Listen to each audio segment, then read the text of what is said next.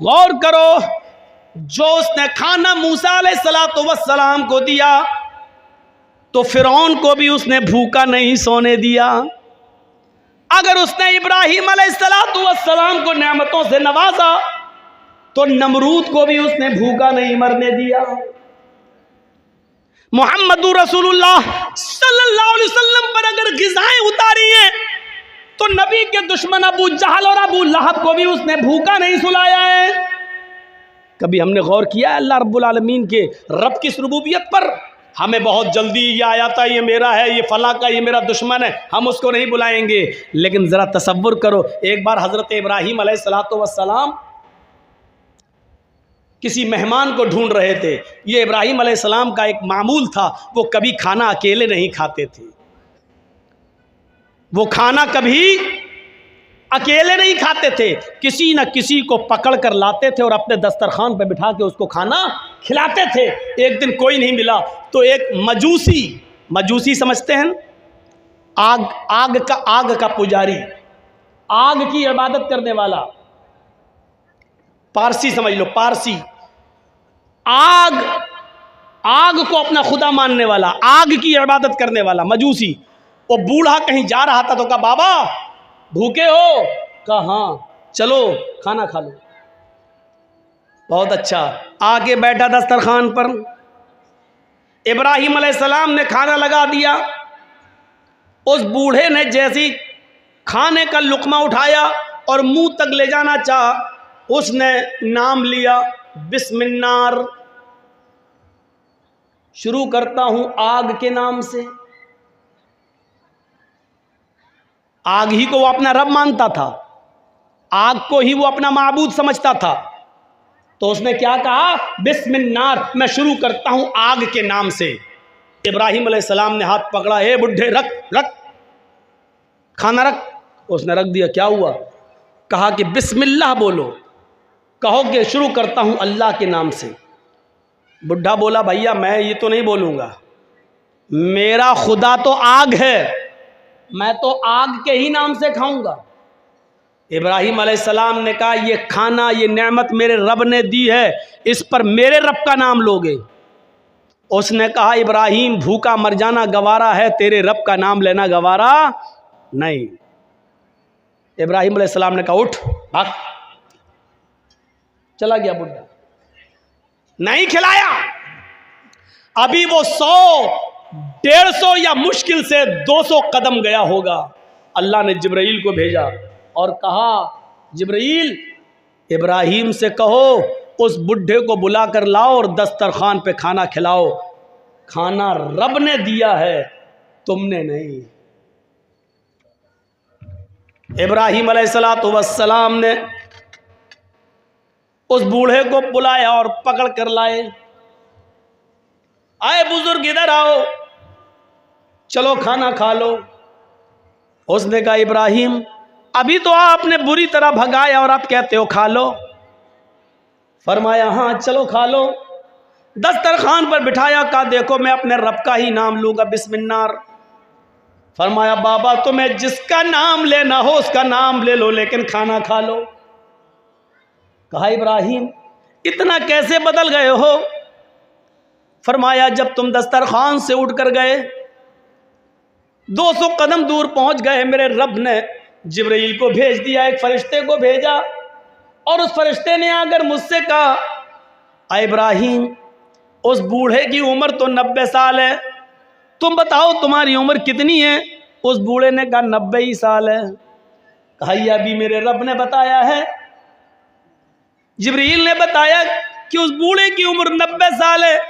90 साल की पूरी जिंदगी उसने कभी मेरा नाम नहीं लिया।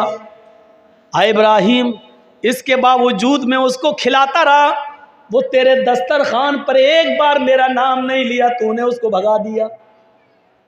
ये रब की रहमत को गवारा नहीं, ये उस अल्लाह की रहमत को गवारा नहीं कि कोई भूखा दस्तरखान से उठ जाए। आए बाबा, तुमने 90 साल से मेरे रब का नाम नहीं लिया, लेकिन फिर भी उसने तुम्हें खिलाया। आज भी उसने दस्तरखान से भूखा उठ जाना उसको गवारा नहीं हुआ। उसने मुझे बोला कि बुला कर लाओ और खिलाओ। उस बूढ़े के आंखों में आंसू आ गए और रोते हुए कहने लगा, अय इब्राहिम अपना हाथ बढ़ाओ, पहले मेरा रिश्ता उस रब से जोड़ दो जो इतना मेहरबान है, जो 90 साल तक मुझे, जिसका नाम नहीं लिया फिर भी खिलाता और पिलाता रहा, यहाँ तक कि आज भी उसने मुझे भूखा दस्तरखान से उठना गवारा नहीं किया है, और आज भी उसने आपके पास फरिश्ते को, जिब्रील को भेजकर मुझे खाना खिलाने के लिए यहाँ भिजवाया है। आए इब्राहिम, अब सबसे पहले मेरा रिश्ता उस रब से जोड़ दो, तभी हम बाद में खाना खाएंगे। उस बूढ़े ने उस रब से रिश्ता जोड़ा और उसके बाद खाना खाया। तो मेरे भाइयों, यह है रब्बुल आलमीन। वो ये नहीं देखता है कि मेरे दस्तरखान पर जो खा रहा वो मेरा दुश्मन है। यकीन मानिए, अगर अल्लाह ये समझने लगे कि ये मेरा दुश्मन है, तो यकीन मानिए फिर किसी काफिर को एक घूंट पानी भी पीने का मौका न दे।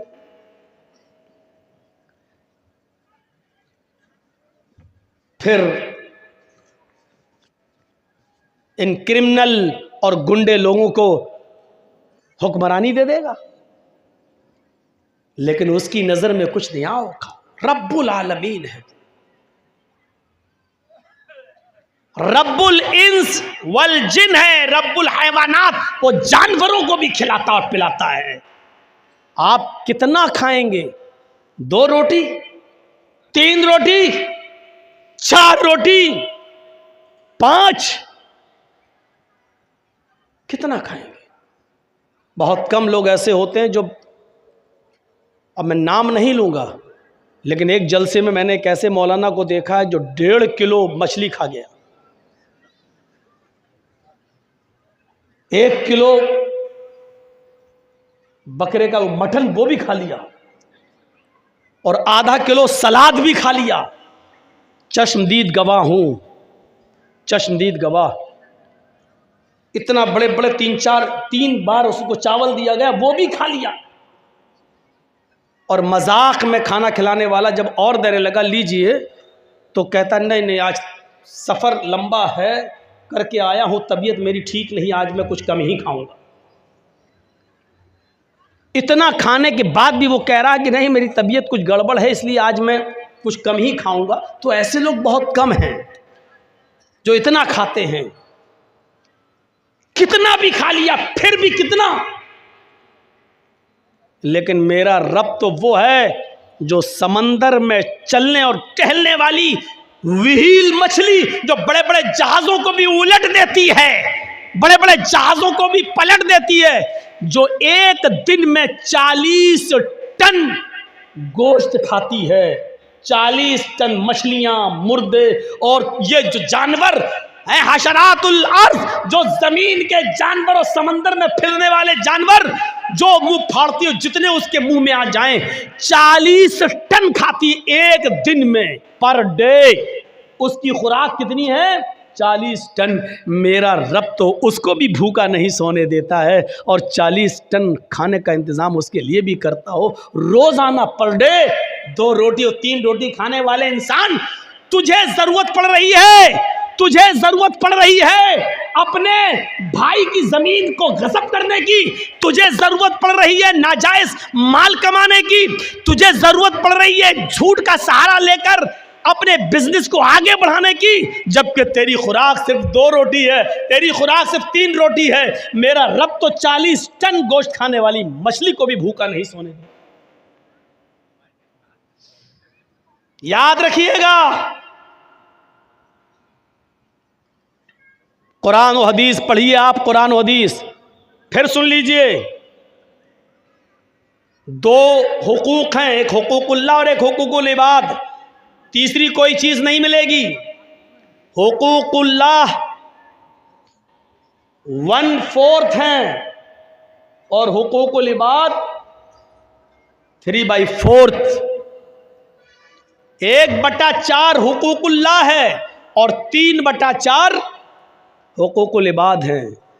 हुकूकुल्लाह 1/4 है, सिर्फ चौथाई। इस्लाम के अंदर 2 ही हुकूक हैं, हुकूकुल्लाह और हुकूकुल इबाद। अल्लाह का हक सिर्फ चौथाई है और 3 हिस्से बंदों से जुड़े हुए हैं, बंदों से। इसका मतलब समझ रहे हो? अल्लाह ने फरमाया कि मैं अपना हक चाहूं तो माफ कर सकता हूं, लेकिन बंदे का हक मैं माफ नहीं करूंगा। इसका मतलब समझते हो? इसका मतलब यह है, नमाज बहुत ज़रूरी है, लेकिन अगर छूट गई या जानबूझकर अगर आपने छोड़ दी, अल्लाह अगर चाहे तो माफ कर सकता है। ये अल्लाह की मर्जी पर डिपेंड है, वो चाहे तो माफ कर सकता है। बहुत जरूरी है नमाज, लेकिन अगर आपने छोड़ दी, जानबूझकर ही तर्क कर दी, अल्लाह चाहे तो माफ कर सकता है। ये अल्लाह की मर्जी पर डिपेंड करता है। लेकिन अगर आपने अपने किसी मुसलमान भाई की या किसी गैर मुस्लिम ही की, हिंदू ही की या ईसाई की या क्रिश्चियन की या यहूदी की, अगर एक बालिश्त जमीन पर अगर कब्जा कर लिया है और उसको अपनी जमीन में शामिल कर लिया है, एक बालिश्त जमीन पर कब्जा करके अपने मकान में शामिल कर लिया है, तो अल्लाह कयामत के दिन इसको माफ नहीं करेगा। समझ रहे हैं? नमाज एक बार माफ कर देगा, ये मेरा हक है, मैं चाहूं तो माफ कर सकता हूं, चाहूं तो ना करूं। लेकिन अगर किसी का हक मारा है, एक बालिश्त नहीं, 1 इंच भी अगर आपने किसी की जमीन पर नाजायज कब्जा किया है, तो अल्लाह इसको माफ नहीं करेगा। नमाज आपने छोड़ी तो अल्लाह माफ कर सकता है, लेकिन अगर आपने किसी को मां की गाली दी, बहन की गाली दी, ये कबीरा गुनाह है, इसको अल्लाह माफ नहीं करेगा कयामत के दिन, जब तक के दुनिया में आपको आपके भाई ने माफ न किया हो। तो जाओ बेटा, जाओ, ठीक है। यह है समझाने का असर। सामने ही बैठकर और पहली सफ में, इसको कहते हैं चोरी और ऊपर से सीना जोरी। तुम जैसे 360 मौलवी रोजाना आए, हम उनकी नहीं माने, तुम्हारी क्या मानेंगे? तुम तो कल के लौंडे हो मौलाना। ये है हमारा हाल। सिस्टम देखिए आप, सिस्टम। तो सुन रहे हैं, इसको अल्लाह माफ नहीं करेगा। इसलिए हुकूकुल इबाद का ख्याल रखिए। जुल्म अल्लाह कभी नहीं करता अगर आपने किसी पर किया, जब तक कि वो माफ ना करे। हाजी जब हज के मैदान में होता है और आसमान से एक फरिश्ता हज के दिन 9 तारीख को अरफा के मैदान में आकर कहता है, आए हाजियो, अपने गुनाहों की माफ़ी मांगने वालों, अपने गुनाहों से तौबा करने वालों, जाओ, आज अल्लाह ने तुम्हें गुनाहों से पाक व साफ कर दिया है। आज तुम गुनाहों से ऐसे ही पाक हो जैसे धोबी की भट्टी में कपड़े का मैल कुचैल साफ हो जाता है। जैसे कोई बच्चा अपनी माँ के पेट से पैदा होने के बाद गुनाहों से पाक व साफ होता है, जैसे वो गुनाहों से बिल्कुल पाक व साफ होता है, ऐसी अल्लाह ने तुम्हारे सारे गुनाहों को मिटा दिया, सारे गुनाहों को से तुम्हें पाक कर दिया। अय हाजियो, अपने मुल्क में जाने के बाद, अपनी बस्ती में जाने के बाद फिर से तुम अपने आप को सयाह मत कर लेना। जाओ, आज तुम्हारे ऊपर से गुनाह मिटा दिए गए हैं और तुम्हें पैदा होने वाले बच्चे की तरह कर दिया गया है, उस कपड़े की तरह कर दिया गया है जिसको धोबी की भट्टी में जाने के बाद उसका मैल और कुचैल साफ हो जाता है, गंदगी साफ हो जाती है, तो मैं कपड़े की तरह धुल दिया हो, साफ कर दिया है।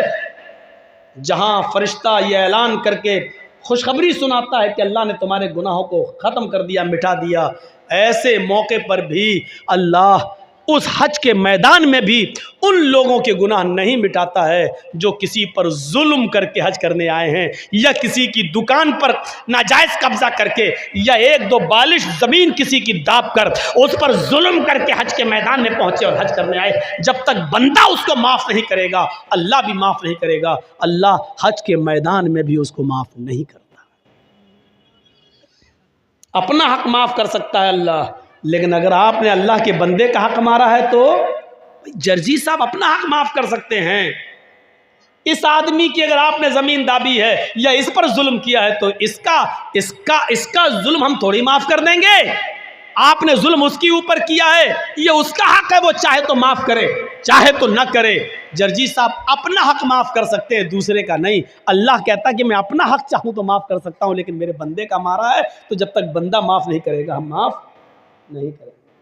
दुनिया में मामले साफ करिए, दुनिया में मामले साफ करिए। इसीलिए जनाजे की नमाज पढ़ने से पहले, पढ़ाने से पहले ये पूछ लेना चाहिए कि जिस आदमी का जनाजा मैं पढ़ाने जा रहा हूं उस मरने वाले पर किसी का कोई हक तो नहीं है। कौन पूछता है? आप अपने इलाके के मुल्ला और मौलवियों को बताइए कितने लोग हैं जो पूछते हैं। इसके बिना जनाजा है ही नहीं, लेकिन बताइए कितने लोग पूछते हैं। कितनी बस्तियों में मैं जाता हूं, जनाजा सामने खड़ा, पढ़ा दिया, अल्लाहू अकबर, हो गई, नमाज पढ़ा दी गई, उठाया जनाजा चला गया। लेकिन जनाजा पढ़ाने वाले की जिम्मेदारी है कि मय्यत का जनाजा पढ़ाने से पहले उसके रिश्तेदारों को सामने लाकर, उसके बेटे, उसकी औलाद को सामने लाकर पूछे कि मरने वाले पर किसी का कोई हक तो नहीं है। और जनाजे में सफ़े लग जाएं तो पूरी पब्लिक से पूछा जाए क्या मरने वाले का किसी के ऊपर कोई कर्ज तो नहीं था। अगर एक भी आदमी खड़ा होकर ये कह दे कि मरने वाला मेरा कर्जदार था, मरने से पहले उसने कर्जा लिया था, कर्जा दिए बगैर मर गया, तो फिर उसके ऊपर जनाजा नहीं पढ़ा जाएगा। सुन रहे हैं आप? फिर उस पर जनाजा नहीं पढ़ा जाएगा। फिर उसके घर का कोई आदमी खड़ा होकर, उसका बेटा या उसका भाई खड़े होकर ये कहेगा कि अपने बाप का कर्जा मैं अदा करूंगा। जब बेटा या घर का कोई वारिस ये कहे कि मैं इस मय्यत का कर्जा मैं अदा कर दूंगा, इतना इतना रुपया तुम्हारा कर्जा मैं दे दूंगा, जब इस बात की गारंटी जब कोई लेगा तब उसका जनाजा पढ़ा जाएगा। आप समझ रहे हैं कितना बड़ा मामला है ये बंदों का मामला। एक आदमी मर गया, दुनिया से चला गया, उसके साथ उसकी नेकियों का दरवाजा भी बंद हो गया, लेकिन इसके बावजूद मेरे भाइयों उसका जनाजा पढ़ाने से पहले पूछा जाएगा क्या इसके ऊपर किसी का कर्ज तो नहीं था, कोई मामला तो नहीं था।